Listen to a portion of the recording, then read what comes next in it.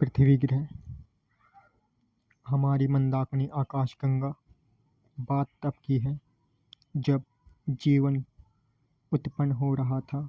हमारी आकाशगंगा मंदाकिनी में सौरमंडल, इसमें नवग्रह वास करते हैं। जो पृथ्वी का स्थान है वो तीसरा है जहाँ जीवन होगा। परंतु ये जीवन की शुरुआत आखिर हुई कैसे और कब? एक समय की बात है, हमारी मंदाकिनी आकाशगंगा ब्रह्मांड में भ्रमण कर रही थी कि तभी अचानक कहीं से एक पिंड हमारी मंदाकिनी आकाशगंगा से टकराया। क्या पता जीवन का संकेत यही था। वो पिंड को अब तलाश थी धरती ग्रह की। वो पिंड मंदाकिनी आकाशगंगा में दाखिल तो हो गया, परंतु विज्ञान अपना रुख बदल रहा था और जीवन का एक नया मोड़ भी ले रहा था। अब उस पिंड को सौरमंडल मिला, परंतु वह दरवाज़ा एक अनोखा था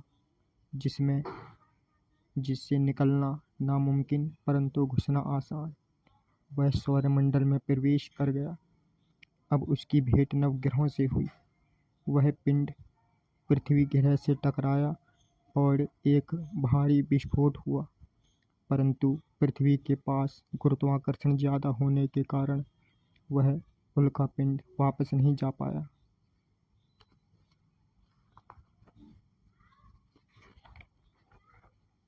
जिस प्रकार से मैग्नेट को विपरीत दिशा में रखने पर वह चाल चलती है, उसी प्रकार से वह पिंड टकराकर तिरछा हो गया।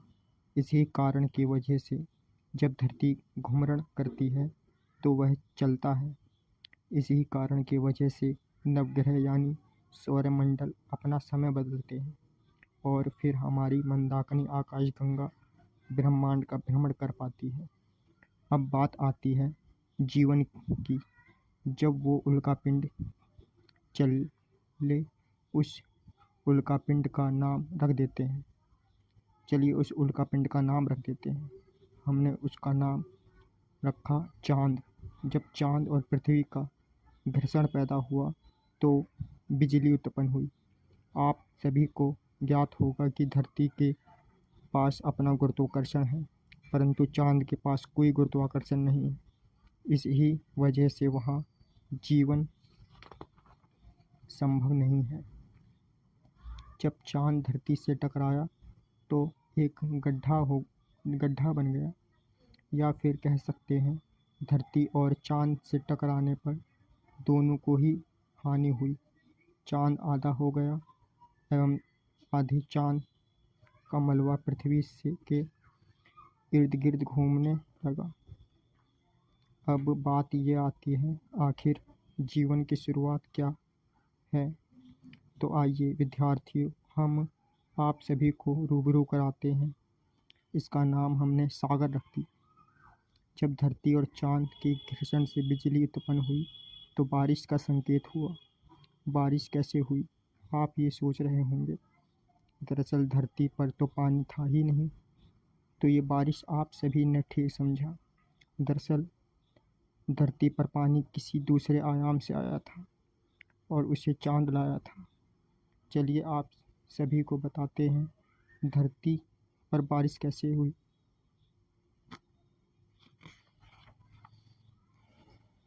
धरती पर उस उल्कापिंड से टकराने के बाद बस आग ही आग थी, परंतु भाप के कारण बादल बने और आसमान में बिजली।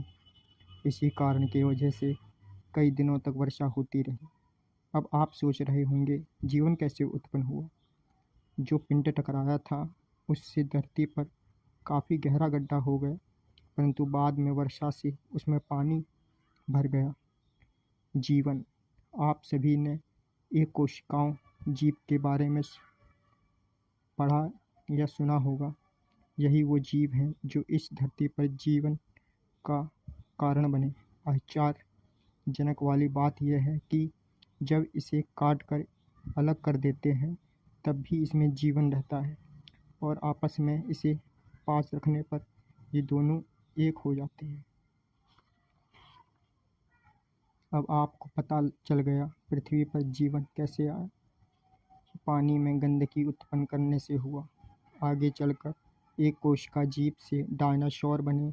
डायनासोर से काफ़ी लंबे समय तक धरती पर राज किया, परंतु वह चांद के अवशेष जो धरती के इर्द गिर्द घूम रहे थे, धरती पर भार के कारण समय स्थल विस्थ हो गया और वहीं बचे हुए चांद के अवशेष उल्कापिंड के रूप में धरती पर बरसने लगे, जिसके कारण डायनासोर का अंत हो गया और एक बार फिर धरती शांत हो गई। पर बात यह है, जब धरती पर जीवन समाप्त हो गया तो हम कहाँ से आए? बात उसी समय की है। डायनासोरस के साथ कुछ नेवले, गिलहरी जैसे जीव भी धरती पर भ्रमण करते थे। जब उल्कापिंड की वर्षा हो रही थी तो वो धरती में निचले परत तक चले गए, जिसके कारण की वजह से मौसम में परिवर्तन होने पर और डायनासोरस के अंत के बाद वह धरा पर वापस आ गए। आगे चलकर ये वानर रूप में जाने लगे। जैसे आज हम कहते हैं हमारे पूर्वज आदि मानव थे। बात सतयुग के बाद जो त्रेता युग आया था, तब पूरा वानर समाज श्री राम के कार्य को सिद्ध करने में लग गया था। माना जाता है श्री राम परग्रही थे, यानी किसी दूसरी दुनिया से आए हुए, इसलिए श्री राम ईश्वर हैं। त्रेता युग, और हम आज जिस युग में जी रहे हैं उसका नाम है कलयुग। आपका गुरु विशाल।